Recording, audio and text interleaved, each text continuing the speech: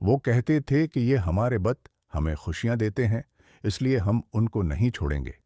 چند غریب اور سادہ لوگ حضرت نوح علیہ السلام پر ایمان لے آئے، لیکن سردار اور بڑے لوگ ان پر ہنستے اور کہتے کہ یہ کمزور لوگ تمہارے ساتھ ہیں، ہم کبھی تمہاری پیروی نہیں کریں گے۔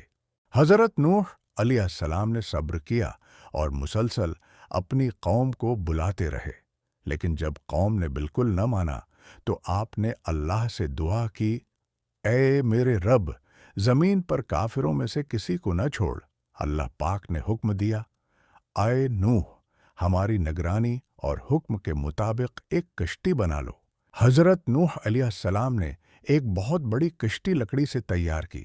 لوگ بار بار آ کر مذاق اڑاتے، نوح، زمین پر کشتی بنا رہے ہو، پانی کہاں ہے؟ لیکن حضرت نوح علیہ السلام جانتے تھے کہ یہ اللہ کا حکم ہے۔ پھر وہ دن آیا جب